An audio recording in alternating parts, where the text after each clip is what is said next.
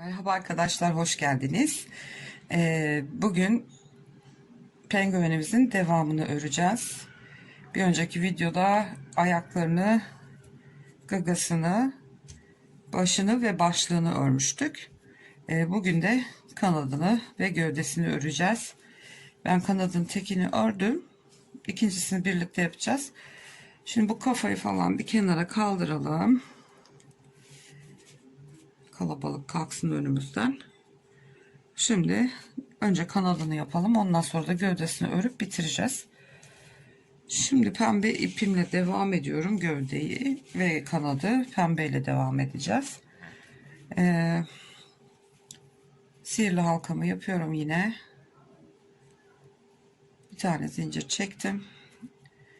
Ve 6 tane sık iğne ile başlıyoruz.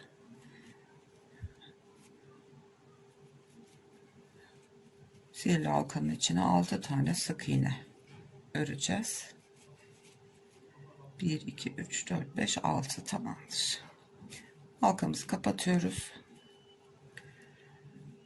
Siz işaretleyicinizi isterseniz yine koyun bu şekilde. Benim ihtiyacım yok gerçi ama siz rahat görün diye koyacağım. Şimdi ikinci sırada her sık iğnenin tepesine 2 tane batıyoruz ve 12 sık iğneye çıkartıyoruz bu sırada. 12 tane sık iğnemiz oldu. İşaretleyicimizi bir üst sıraya alıyoruz şimdi. Bir tane artırma yapıyoruz önce. Bir tane tek örüyoruz sık iğne. Tekrar artırma yapıyoruz. Bir tane tek örüyoruz. Üçüncü kez arttırma yapıyoruz. Ve şimdi burada sıra sonuna kadar 1, 2, 3, 4, 5, 6, 7 tane sık iğne kaldı. Onları da tek olarak sıra sonuna kadar örüyoruz ve toplamda 15 tane sık iğnemiz olmuş oldu bu sırada. Üçüncü sıramızı örüyoruz. Evet. Bir tane arttırdık, bir tek ördük. Bir arttırdık, bir tek ördük. Bir arttırdık ve kalan 7 sık iğneyi de tek olarak ördük. İşaretleyici şimdi bir yukarı alıyorum. Şimdi dördüncü sıraya başlayacağız. Dördüncü sıra ve 10. sıra dahil 7 sıra arttırmadan sadece her sık iğneye bir tane sık iğne batarak 7 sıra düz bir şekilde öreceğiz. Bu şekilde 7 sıra örüp gelelim. Evet, ördüm. Şimdi toplamda 2, 4, 6, 8 ve 10 sıram oldu. Dördüncü sıradan itibaren 7 sıra 15 tane sık iğneyi düz olarak ördüm. Şimdi eksiltmelerimizi yapacağız. Aynı ayak bacakta yaptığımız gibi, ayaklarında yaptığımız gibi 2 tane sık iğne öreceğiz. 1, 2 ve bir tane keseceğiz. 2 ilmeğin birer öndeki katlarını alıp kesiyoruz. 2 tane örüyoruz. Ve bir tane kesiyoruz. Bu şekilde bu sıramızı bitireceğiz. 2 tane ördük. Bir tane kestik. Ayakta olduğu gibi burada 3 tane kalıyor. Bunları normal öreceğiz. Çünkü kesmeye ilmeğimiz kalmıyor. Bir üst sıraya geçiyoruz. Aynı işlemi yine tekrarlıyoruz. 2 tane örüyoruz. Bir tane kesiyoruz.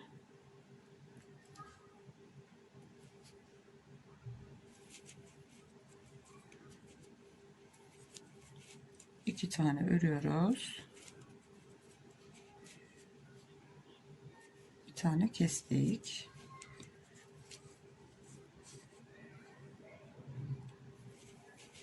Bir, iki ördüm ve sonuncusunu kesiyorum.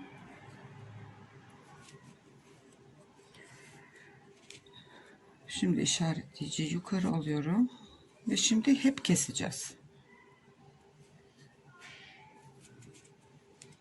Bir tane kestim.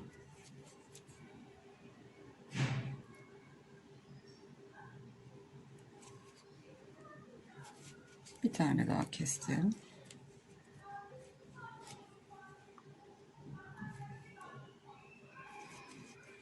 Üçüncüyü kestim. Şurada son 2 tane ilmek kaldı.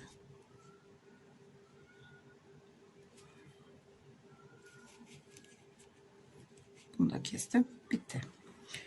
Bir tane düğüm atıyorum ve birazcık ip bırakarak şimdi kesiyorum.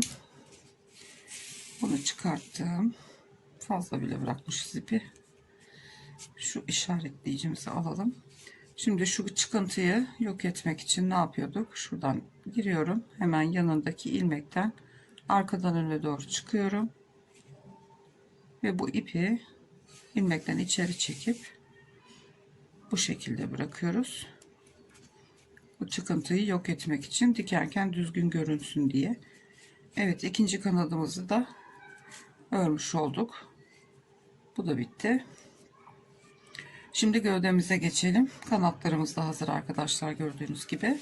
Bunları da kenara alayım. Şimdi gövdemize başlayacağız. Evet, pembe ipimizle devam ediyoruz gövdemize. Sihirli halkamı yaptım. Bir zincir çektim, sabitledim.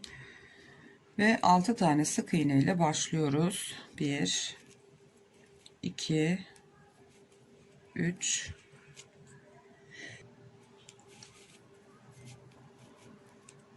4 5 ve 6. Halkamızı kapatalım. Ben yine rahat anlayabilirsiniz diye işaretleyiciyi koyacağım. Bir süre geçmeden işaretleyicimi koydum. Ve ikinci sırada ne yapıyorduk? Her sık iğneye 2 batarak örmeye devam ediyorduk. Evet, 12 sık iğneye ulaştık. Şimdi işaretleyiciyi yukarı alıyoruz. Bir tek bir çift örüyoruz. Bir tane tek ördüm. Bir tane çift. Bir tek, bir çift. Bir tek, bir çift. Bir tek bir çift örerek bu sırayı da bu şekilde tamamlıyoruz. Ve 18 tane sık iğneye ulaştık. İşaretleyicimi öne alıyorum. Bu sefer 2 tek bir çift. Gitgide arttıracağız sık iğne sayımızı. 2 tek bir çift. Evet, bu sıramız da bitti ve şu anda 4. sıramızı ördük ve 4. sıramızda sık iğne sayımız 24. Şimdi 3 tek bir çift yapacağız. 1 2 3 3 teki ördük, bir çift yapacağız. Çifti 4 ve 5 aynı yere battık. Bu şekilde de yapabilirsiniz. Evet, şu anda 30 sık iğneye ulaştık. Şimdi bundan sonra artık örerek gitmeyelim, uzatmayalım videoyu. 4 tek bir çift, 5 tek bir çift. Şimdi bir sıra 4 tek bir çift, bir sırada 5 tek bir çift örelim. Toplamda 42 sık iğnemiz olacak. Ondan sonra tekrar geliyorum, devam edeceğiz. Evet arkadaşlar, 5 tek bir çift örerek 42 sık iğneye ulaştım. Şimdi bundan sonra artık 42 sırayı 42 sık iğneyi artırma eksiltme yapmadan düz bir şekilde örmeye devam edeceğiz. Bu 8. sıramız, örmeye başladığımız 8 dahil ve 15 dahil toplamda 8 sıra artırma eksiltme yapmadan bu şekilde sık iğnelerimizi 8 sıra boyunca öreceğiz. Evet arkadaşlar, 8 sıra 42 sık iğne olarak ördüm. Şu anda 15. sırayı bitirdik. 16. sıramızda artık kesmeye başlıyoruz. Kesmemizde 5 tane sık iğne, bir azalt şeklinde devam edeceğiz bu sırada. 5 tane ördüm. 1 2 3 4 5. Şimdi bir tane eksiltiyorum. 42'den 36 tane sık iğneye düşeceğiz. 5 sık iğne, bir azalt yaptım. 36 sık iğneye düştük. Bir sıra 36x 36 sık iğne öreceğiz eksiltmeden. Bir sıra bu şekilde sık iğne örerek 36 sık iğnemizi örerek bir sıra dönelim. Evet, 17. sıramızda da kesme arttırma yapmadan 36 sık iğnemizi bir sıra ördük. Şimdi 18. sıramızda 4 tane sık iğne öreceğiz. Bir tane keseceğiz.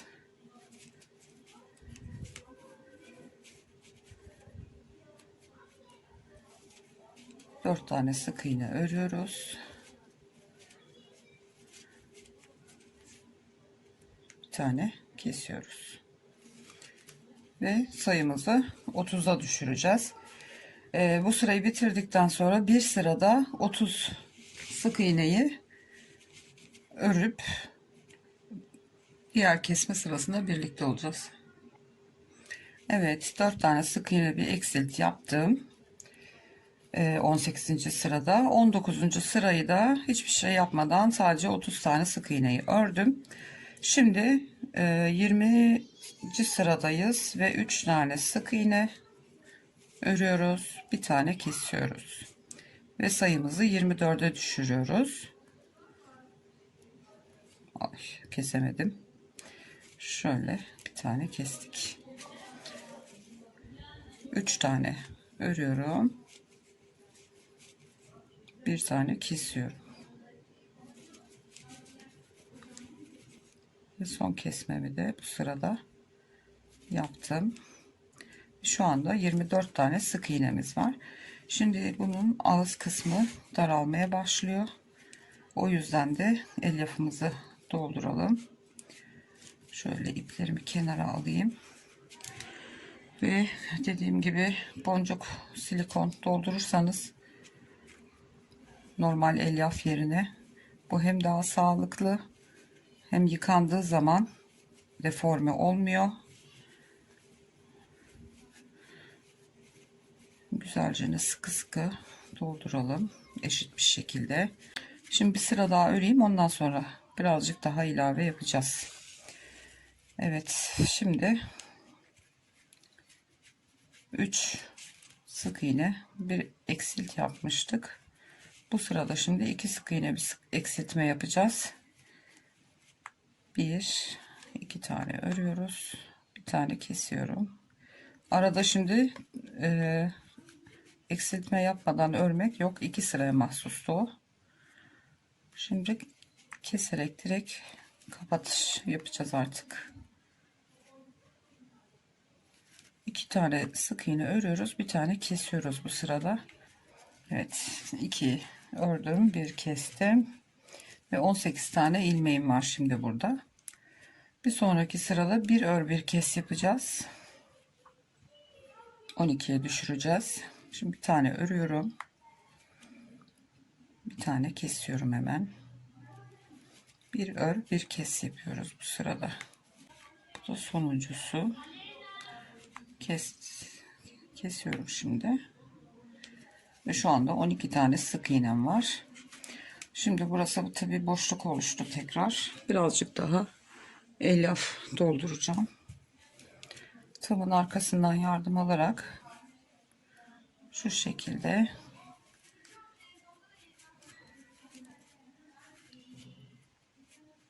bakın nasıl yiyor elyafı.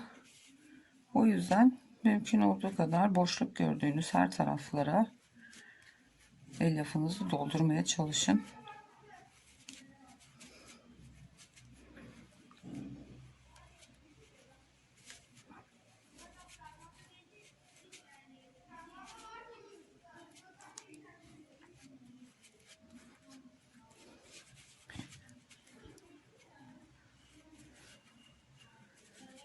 Bakın boşluklar var hala şuralarda.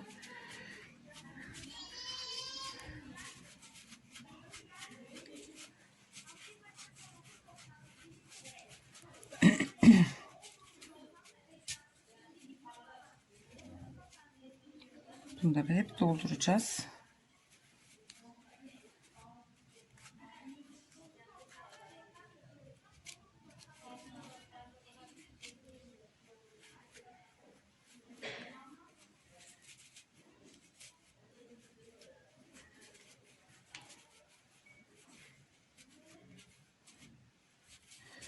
Böyle çevire çevire elyafımızı şöyle elimizle güzelce şeklimizi verelim. Evet, gayet güzel yüz yuvarlak oldu.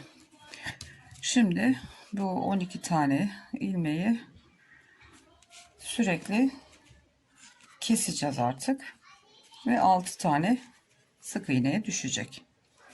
İşaretleyicimizi arkaya alalım. Çünkü artık son kesip kapatacağız. Direkt kesmeye başlıyoruz hemen. Tabi bu son sıra birazcık zor olabilir. Şu ilmekleri şöyle sıkı sıkı tutun, tığda gevşemesin. Sürekli peş peşe kesiyoruz artık. İkinci kesmem oldu.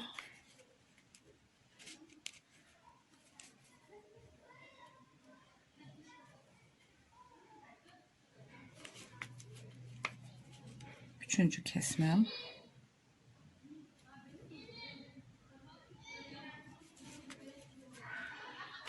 Dördüncü kesmem.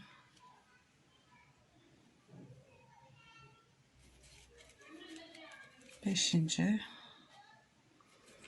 Ve bu da son altıncı.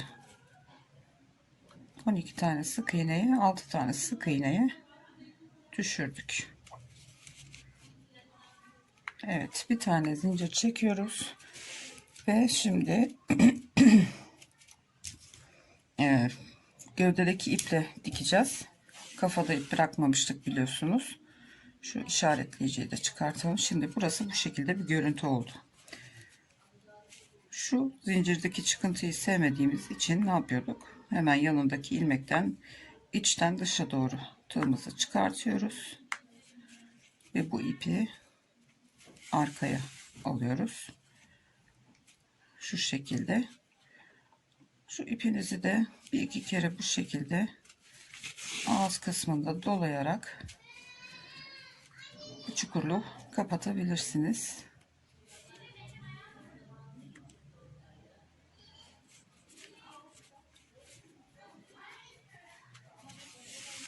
Evet. Dikişi hazır. Şimdi bütün parçalarımız bitti. Başımız, gövdemiz, kanatlarımız, ayaklarımız. Birinde kısa bıraktım çünkü bir tanesiyle dikeceğiz. Önce şunu şöyle birleştireceğiz karşılıklı. Şu araya kadar dikeceğiz. Ondan sonra bunu gövdeye monte edeceğiz. Bu da minnacık gagamız. Şimdi ilk önce şu başlığımızı dikerek başlayalım. Alt kafayı dikiş yerimiz burada. Bunu güzelce yerleştirelim. Şimdi iğneye iplik geçiriyorum. Ben normalde kocaman çuvaldız gibi bir iğne kullanıyorum. Ama bu ufak bir tane örgü olduğu için gerek duymadım. Şimdi şunu düzeltelim şöyle. Evet. Ve şimdi bunu buradan dikmeye başlayacağız. Kafaya sabitleyeceğiz bunu. Şöyle bir tane sık iğne atlayıp ilerisinden çıkalım. İğne ardı diker gibi bir gerideki sık iğne batıp 2 sık iğne ileriden çıkıyorum. ve bir sık iğne geri dönüp tekrar geriden çıkacağım. Bu şekilde bunu başa monte etmiş olacağım. Başladığımız noktaya geldik. Şöyle başın tepe noktasından bir yerden, 2 kat örgü olduğu için zor oluyor tabi. Evet, buradan çıkarttık ve ipliği kesebilirsiniz. Evet, şapka başlığımızı diktik. Şimdi şu gagamızı hemen yerleştirelim yerine. Bunu hemen iki kenarından tutturacağız çünkü küçük, yani tutup dikmenin imkanı yok. Şöyle ikiye katlayalım bu şekilde.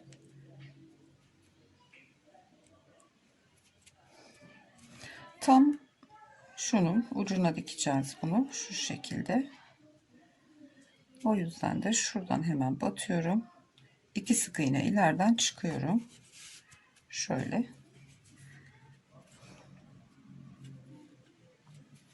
Şu kenardan tekrar bir batalım.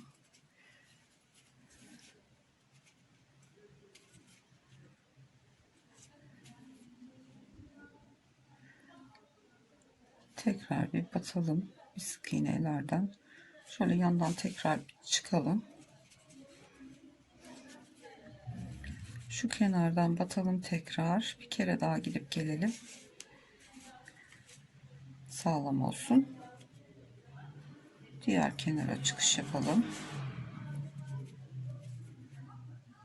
Şu kenardaki ilmeklerden şöyle tekrar bir aradan gireyim.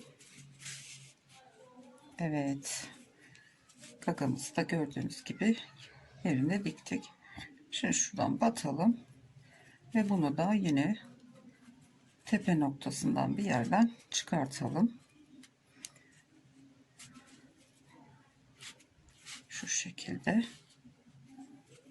Evet, gagamızı da yerleştirdik yerine. Bu ipimizi de kesebiliriz buradan.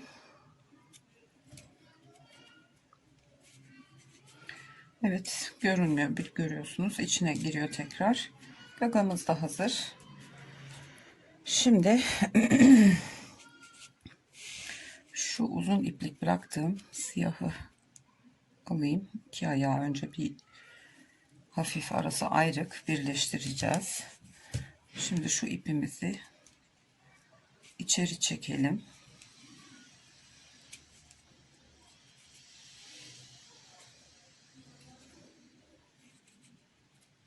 En altından battım, şöyle ipliği içeri çekiyoruz.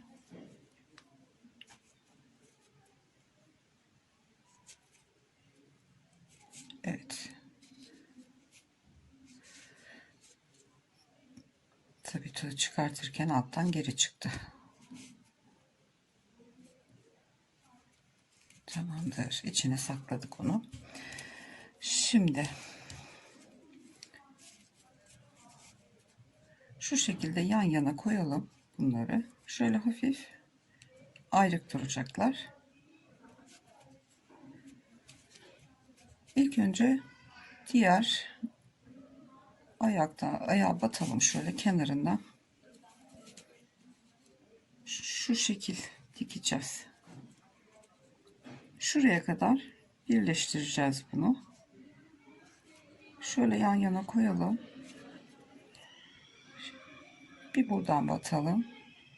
Bir karşıdan şöyle hemen sık iğnenin arasından şöyle aralıklarından birleştireceğiz.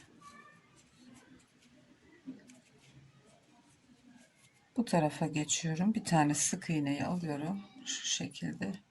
Siyah olunca işte pek belli olmuyor. Arasından batıyorum hemen. Sık iğneleri.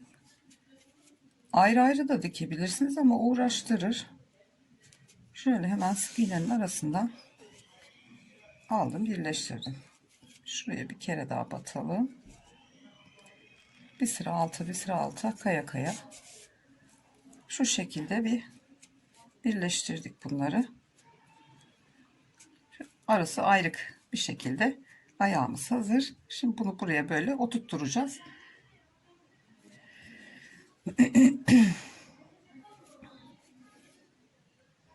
Şimdi şuradan batıp aralardan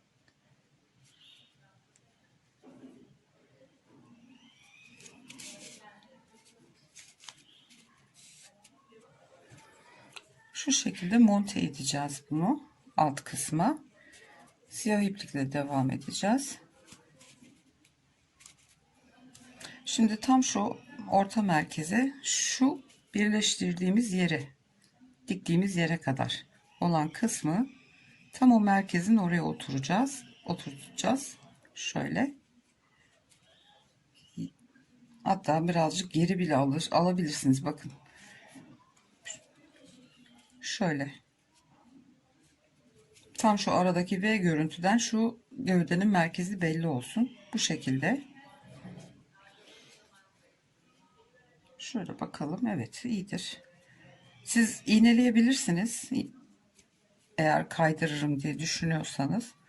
Şimdi bir gövdeden, bir bacaktan şöyle şu ön kısımlara doğru şuraya kadar şöyle dikeceğiz bunları. Şimdi önce gövdeden bir batıyorum. Şu şekilde.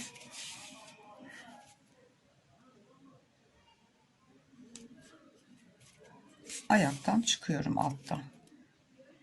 Bir yandan giriyorum. Gövdeden ilmek alıyorum.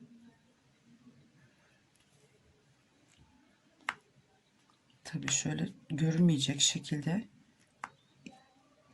ilmek almamız gerekiyor. Siyah ipimiz görünmesin. Tekrar ayağa batıyorum. Alta geçiyorum.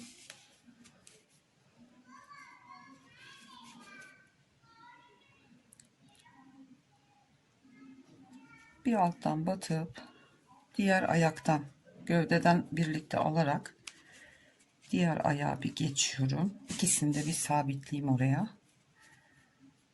Bir üste çıkıyorum. Gövdeden alarak tekrar ayaktan batıp alta geçiyorum. Bir yana kayıyorum.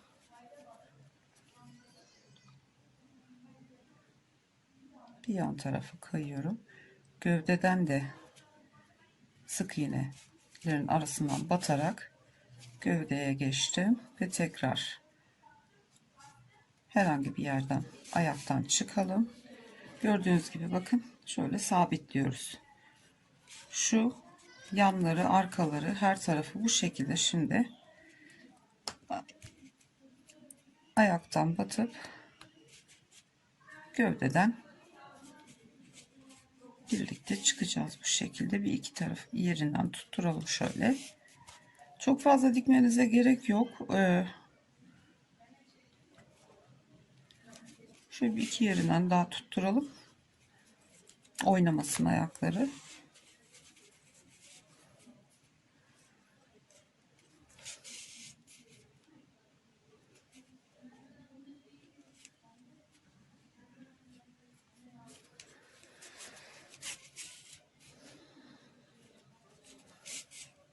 Evet.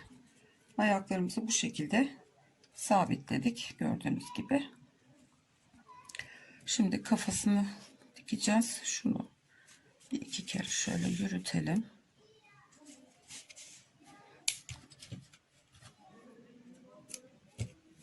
Evet, ayaklarımızı diktik, hazır. Şu kanatlarımızı en son dikeceğiz. Şimdi pembe ipliğimi geçiriyorum iğneme. Şu şekilde kafamızı alıyoruz. Şimdi başımızı hafif böyle tam kafanın merkeziyle gövdenin merkezi üst üste gelecek şekilde koyalım. Başımız böyle dümdüz değil, hafif öne eğik şöyle olacak. Yani böyle dikmeyeceğiz. Hafif öne eğik dikeceğiz. O yüzden de şimdi bu şekilde koyduk. Gagamızı tam şöyle ayaklarla orantılı şöyle tutuyorum. Şimdi gövdeden ipimiz gövdede. İlk önce şu baş kısmından altı sık iğne olan merkezli yerden şöyle bir sık iğne alıyorum. Bir tane de gövdeden alıyorum.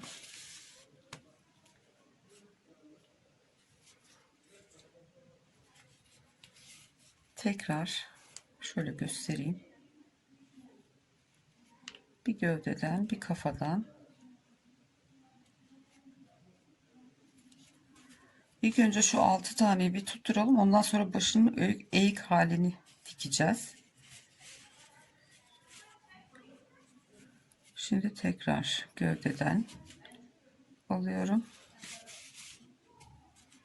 Bunu bu kadar ince dikersek şey yapar. Kafa oynar. Çünkü 6 tane ilmek tutmaz bunu. O yüzden bir kafadan bir gövdeden ilk önce bir tutturalım.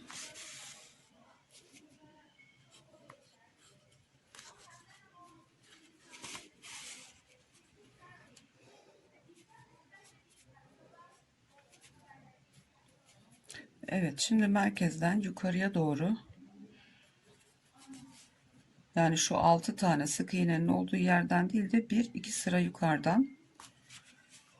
Burası çünkü böyle gıdası öne bakacak, böyle uyuyor pozisyonunda ya. Gövdeden de aynı şekilde merkezden bir iki sıra alttan sık iğnelerin arasından batıyoruz. Bu şekilde kafamız öne eğik olsun diye. Tekrar baş kısmından aldım. Yine gövdeden alıyorum.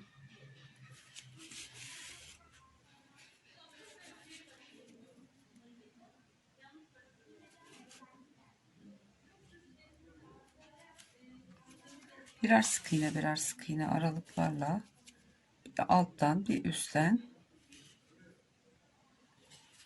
başımızı tutturuyoruz.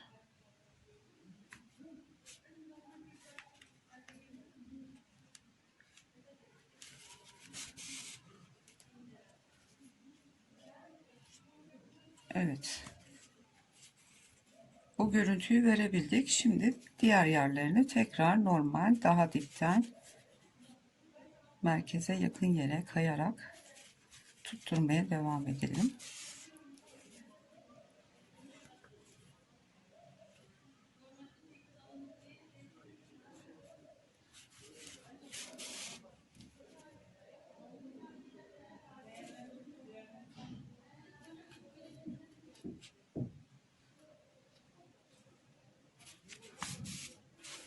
Ups.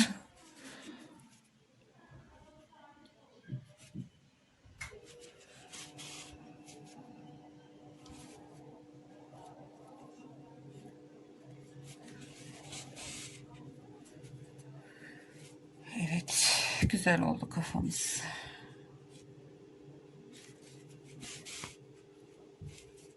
Hiç oynamıyor artık. Gayet sağlam diktik.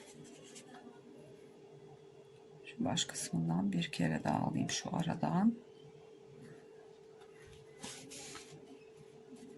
Evet. Şimdi sık iğneye batayım. Şöyle gövdenin arkasına doğru bir yerden iğnemizi çıkartalım.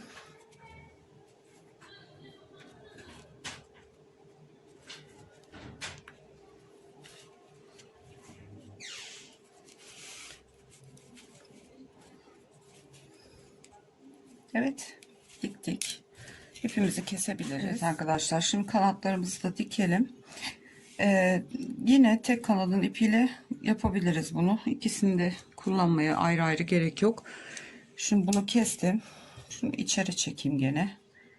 En alttaki başlangıç yerindeki sık iğnenin olduğu yerden, halkanın olduğu yerden battım tığımla ve ipi içeri doğru yine çekeyim şöyle.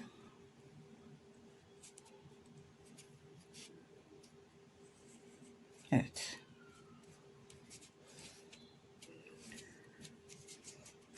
Şimdi önce ipliğimizi iğnemize taktığımız kanadımızı dikeceğiz. Şu şekilde. Tam bunu başla gövdenin arasındaki boşluğa dikeceğiz. Tam şöyle göz kararı şu şekilde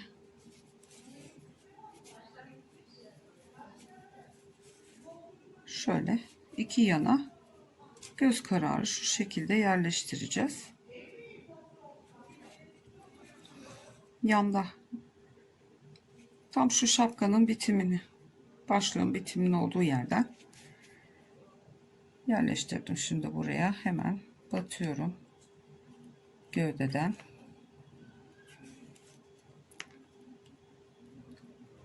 Ve kanattan kenardan şöyle çıkıyorum.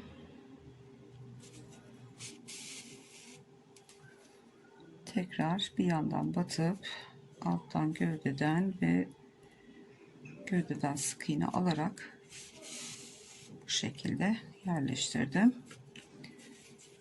Şimdi şuradan yukarı sık iğneye batayım. Kanada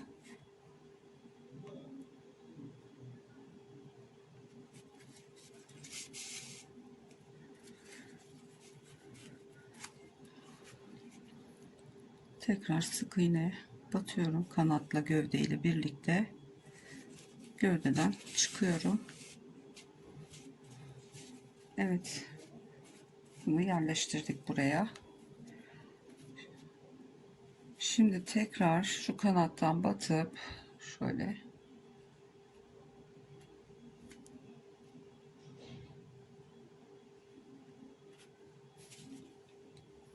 direkt yan tarafa çıkış yapalım. Şöyle.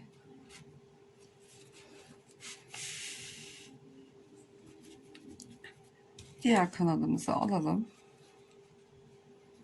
Şu şekilde hizasına bakalım. Şöyle yer, evet, orantılı. Şu şekilde tutuyorum şimdi. İpim gövdede. Kanattan kenardan battım. Bir sık iğne ileriden batıyorum. Gövdeye de batıyorum ve bir yan sık iğneden gövdeden çıkıyorum şöyle.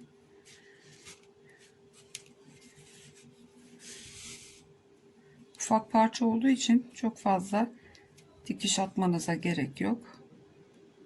Şimdi şöyle gövdeden battım tekrar.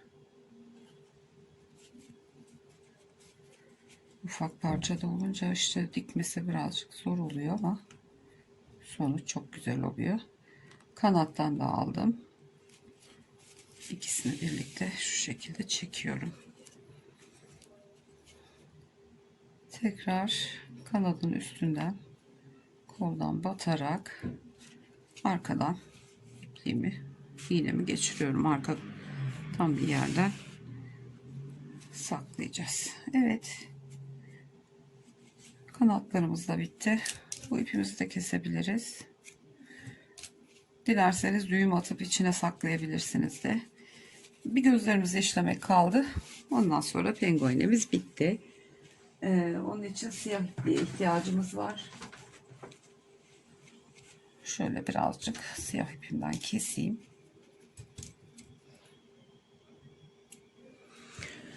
Bunun gözünü ben ince iple, yani katına ayırarak yaptım. 4 kat bu iplik. 2 katını alıyorum. Çok kaba olmasın diye. Şöyle katını ayırdım. 2 katına şimdi şöyle esnetelim birazcık. 2 katıyla işleyeceğiz gözünü. Şöyle hemen düğümleyelim ucunu.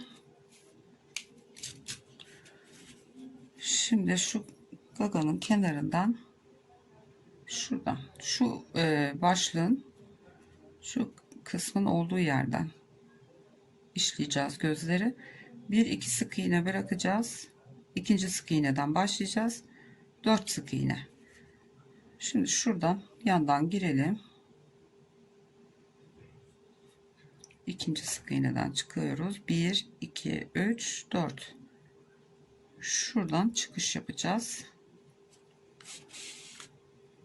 Evet, ipimiz içeride kaldı. Bir tane bırakıyoruz. 1 2 3 tane sık iğne geri geliyoruz.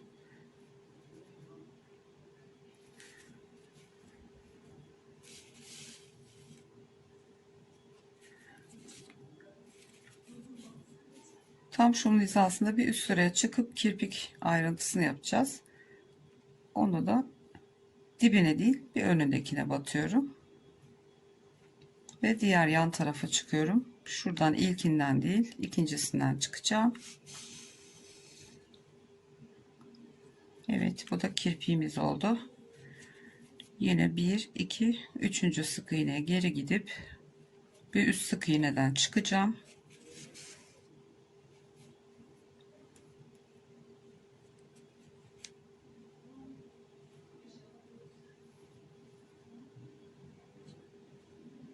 Pardon, yanlış çıktık. Üstüne denk gelmem lazım. Bir ön tarafa alıyoruz. Evet. Ve bunu da dibine değil, bir önündeki sık iğneye batıyorum. Ve bunu da şapkanın arkasından şöyle çıkartalım.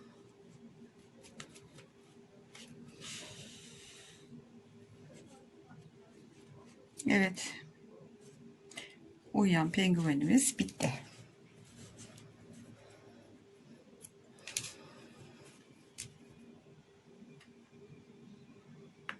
İçine gizleyelim. Evet.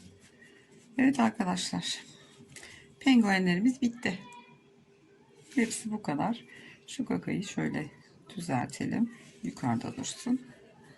Evet arkadaşlar, hepsi bu kadardı. Kanalıma abone değilseniz ücretsiz olarak abone olabilirsiniz. Beğeni ve yorumlarınızı da esirgemezseniz çok sevinirim.